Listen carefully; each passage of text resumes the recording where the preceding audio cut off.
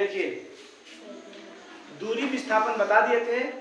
दूरी का भाई समझो चाल है, अब विस्थापन का भाई वेग है। दूरी में भी दिशा निश्चित नहीं था और विस्थापन में दिशा निश्चित था। चाल में दिशा निश्चित नहीं रहेगा, वेग में दिशा निश्चित रहेगा। चाल स्पीड इकाई समय में किसी वस्तु द्वारा किसी भी दिशा में स्थान परिवर्तन। इकाई माने जब स्थान चेंज हो रहा है तो समय लगेगा ना, उसमें कैसे जा रहा है, कितना मतलब कि कितना समय लेकर वो चल रहा है, उसका चाल क्या है, कितना समय ले रहा है चवाड़ा पहुंचने में से पूरा पहुंचने में। बात समझ रहा है?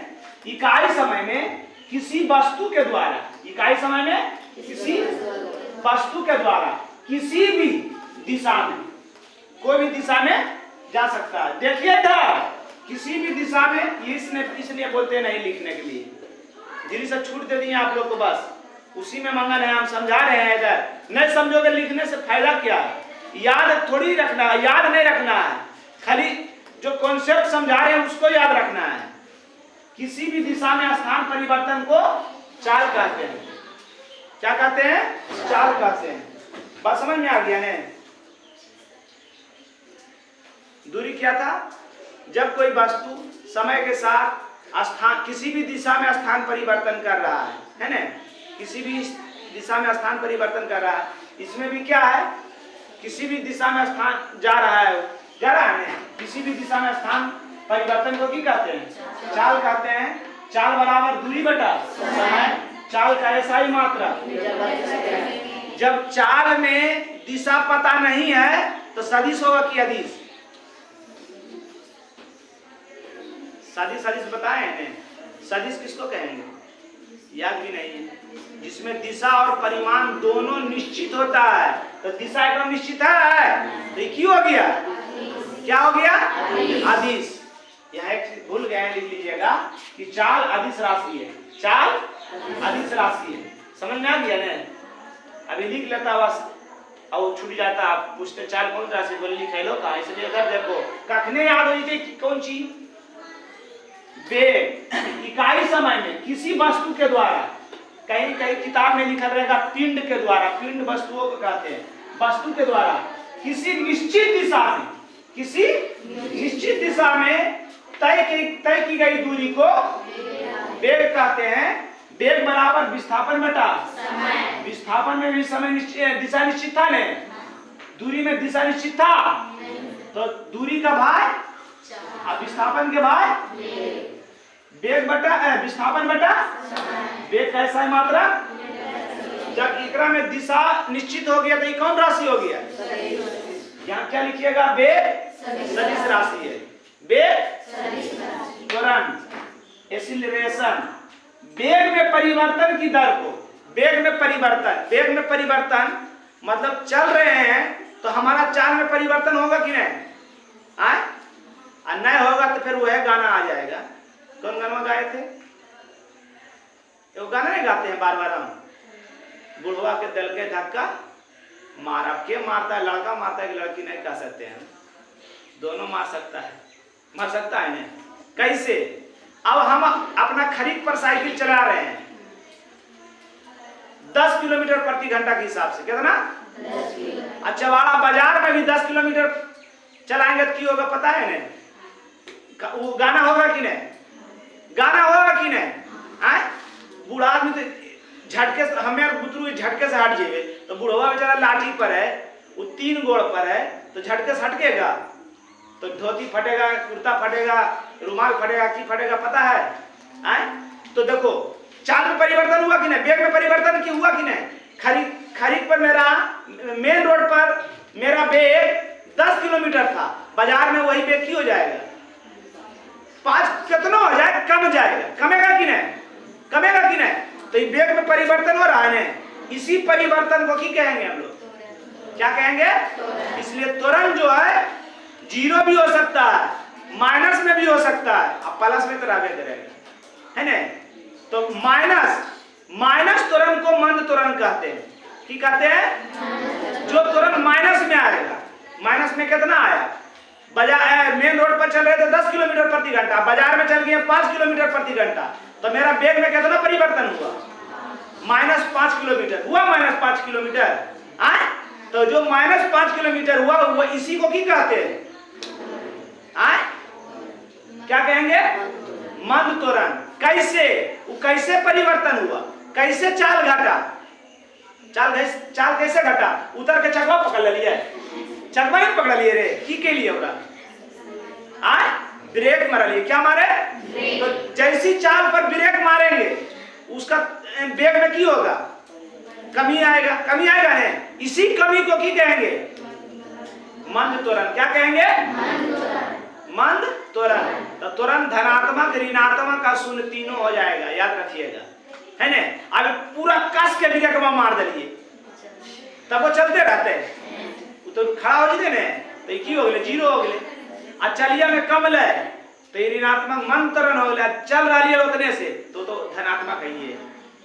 तो त्वरण जो है ऋणात्मक, धनात्मक और तीनों हो सकता है। मंद त्वरण किसको कहेंगे? जब वेग पर, है ना, जब वेग पर ब्रेक लगने, वेग में ब्रेक लगने पर उसकी चाल में जो कमी आ जाती है, कमता है, उसी कमी को की कहेंगे हम लोग? मंद त्वरण। की कहेंगे? मंद त्वरण। मंद त्वरण कैसे लगेगा? उसकी चाल जब चल रहा है, गाड़ी साइकिल चला रहे हैं, उस चाल पर क्या मारेंगे? उस ब्रेक पर क्या मारते हैं? ब्रेक मार देते हैं। ब्रेक मारते हैं तो उसकी चाल में कमी हो जाती है, इसी कमी को मंद त्वरण कहते हैं। मेन ये याद रखिएगा, ये जब तक याद नहीं रहेगा तो आप अभी सिद्ध करेंगे हम इससे। इसके बाद जो आपके फाइनल एग्जाम में या टेस्ट में जाइएगा देने के लिए, वो जरूर पूछेगा S बराबर ut plus half AT square या V बराबर U स्क्वायर प्लस 2AS। समझ रहे हैं? इस सिद्ध करने के लिए आपको बोलेगा कि दूरी, वेग, समय में एक व्यंजक प्राप्त करें। एक ग्राफ के द्वारा दो विधि से हल होता है, एक गणितीय विधि से हल होता है, एक ग्राफ विधि से हल होता है, मतलब चित्र से हल होता है। बस समझ रहे हैं? तो सिद्ध करने के लिए बोलेगा आपको, तो ये याद रखना जरूरी है। परिभाषा तो याद रखिए कि इकाई समय में किसी भी दिशा में स्थान परिवर्तन हो रहा है, चाल हो गया, निश्चित दिशा में स्थान परिवर्तन हो गया, विस्थापन हो गया, वेग में परिवर्तन की दर को त्वरण कहते हैं। कोई दिक्कत? त्वरण का SI मात्रक मीटर प्रति सेकेंड स्क्वायर, मीटर प्रति सेकेंड स्क्वायर। SI मात्रक जब बताए थे तो ये सब तो बताए किए थे, बताए थे ने, बीमा बताए थे ने, बीमार भी आए, वो तो देखना नहीं है, देख के करेगा क्या की, सब थोड़ी काम में आएगा। पढ़े लिखे चीज थोड़ी है वो, सब रखे चीज है, पहले उनके गोली देके रखने का चीज है, रखिए, कोई दिक्कत नहीं है। देखिए नोट में, ये त्रिभुज है, ये कौन सा त्रिभुज है? कौन सा त्रिभुज है? 90 डिग्री वाला त्रिभुज है ना, चिन्ह कर है। तो जिस त्रिभुज का एक कोण 90 डिग्री हो उसको की कहेंगे? समकोण त्रिभुज। की कहेंगे? समकोण के सामने हमेशा की होता है, न्यून कोण के सामने हमेशा लंब। न्यून कोण के सामने हमेशा लंब। अगर इस न्यून कोण का चर्चा किए तो इसके सामने वाला लंब, और गलती से अगर यू कहेगा हमारा माना ऐसा, ई वाला ने हमारा माना रहता ई वाला, तब सर तो इस न्यून कोण के लिए लंब ई हो जाएगा आधार। कर्व तो चेंज कर, बड़की पहलवान है, उरा हटा नहीं सको, हटेते हो समझ रहा हमारी बात? हमारा बात समझ रहा है कि नहीं? कर्व को चेंज नहीं कर सकते हैं, कर्व जो है 90 के हमेशा सामने रहेगा। समझ रहा है? अगर इस न्यून कोण के बारे में चर्चा करेंगे तो इसके लिए ये लंब, अगर गलती से ही न्यून कोण बोल दिया तो इसके लिए, जिस न्यून कोण की बात कहा जाए उसके सामने वाला भुजा लंब होती है। क्या होती है? तो एक सामने वाला भुजा ही लंब, एक सामने वाला भुजा। कोई दिक्कत? अब इसी में आ जाइए, इसी में लिखिएगा टेन थीटा। थीटा में कौन होता है? टेन थीटा, तो याद रखिएगा टेन थीटा। थीटा माने कौन कोण का चर्चा कर रहे हैं? इस कोण का चर्चा कर रहे हैं, ये थीटा दे रहे हैं। टेन थीटा बराबर होता है लंब बटा आधार। लंब बटा क्या होता है? लंब बटा आधार होता है बाबू, याद रखिएगा। लंब इस इस न्यून कोण के लिए लंब कौन सी हो जाएगा, नाम बताइएगा।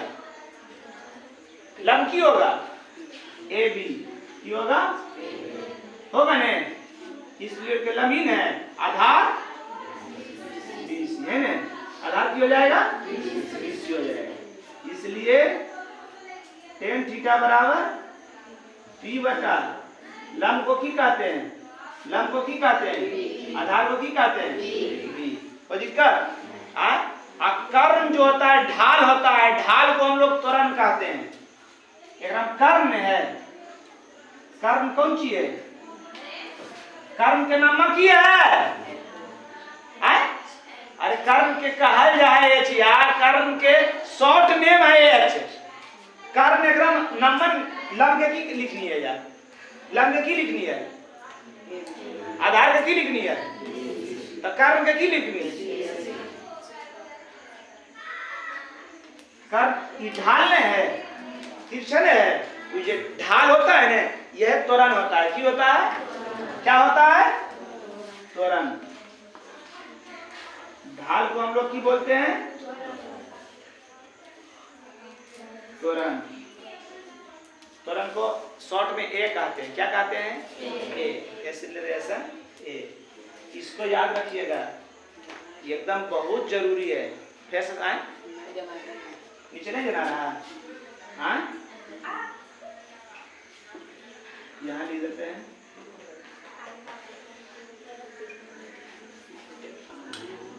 कर्म, कर्म कैसी में है, इसको हम लोग की कहेंगे, कर्म की है ढाल, और ढाल को की कहते हैं, फिर दिख रहा है, कहने लिखिए दिख लीजिए। अच्छा ये लिख दलिए ना, मिटा देगी, ला मिटा देगा लाइन रे, समझ में आ गया ने। tan थीटा बराबर लंब बटा P बटा B, लंब बटा आधार, tan थीटा बराबर लंब बटा tan थीटा बराबर लंब बटा आधार। कर्ण के की कोई ये भी नहीं, कर ऐसी नहीं है, कर्ण के की कोई ढाल, ढाल केकरा को है, त्वरण के एक है ना, कौन सी त्वरण है ना। एसी की हो गए, एसी की हो गए, ढाल समझो ने, ससुरामुआ देख लो स्कूलवा में ढाले लो है, तो उसे नहीं तो कर्ण के की कहेंगे, अर्थात उसको की कह सकते हैं, त्वरण। त्वरण को ए से सूचित किया जाता है, त्वरण को कोई दिक्कत देख रहा है। अब आपको हम अगला वीडियो में एकाएकी करके सिद्ध करेंगे, है ना, समझ गए ना। आज का क्लास यही समाप्त हुआ। जय हिंद, जय भारत।